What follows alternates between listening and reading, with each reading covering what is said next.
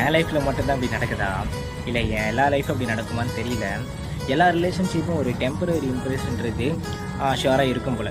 இப்போ பாருங்களேன், இப்போ நம்ம தங்கச்சி, அக்கா, தம்பி, அண்ணன், லவ்வரு, ஃப்ரெண்டு, ஸோ இவங்க கூடலாம் ஒரு குறிப்பிட்ட டைமில் இருக்கும்போது அந்த ரொட்டீன் இருக்கும் போல்.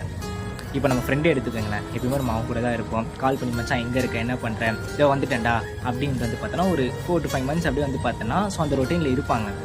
ஆனால் ஒரு ஆஃப்டர் 5 monthsக்கு அப்புறம் பார்த்தீங்கன்னா அவங்களுக்கு சண்டையா நம்மளுக்கு சண்டையான்னு தெரியல, ஆனால் எல்லோரும் அவங்க வேலையை பார்த்துட்டு போயிடுறாங்க. ஸோ எல்லா ரிலேஷன்ஷிப்பும் இப்போ லவ்வே பண்ணாலும் ஒரு 3 மாதம் கழித்து போர்டு மட்டும் தான் இருக்குது போல். ஸோ இப்போ வந்து ஒரு ரிலேஷன்ஷிப் கூட ஒரு குறிப்பிட்ட டைமில் நம்ம வந்து பார்த்தோன்னா அவங்க கூட இருக்கும்போது, இப்போ நம்ம அக்காவை எடுத்துக்கோங்க. ஸோ அவங்க கூட வந்து பார்த்திங்கன்னா ஜாலியாக ஃபன்னாக ஸோ என்டர்டைன்மெண்ட்டாக இப்போ ரத்தமே ரத்தமே தங்கமே தங்கமேன்ட்டு நம்ம பேசுவோம், ஓகேங்களா. ஸோ இப்படி ஒரு 6 மாதம் நல்லா போயிட்டு இருக்கோம். ஆனால் திடீர்னு சண்டை இருக்காது.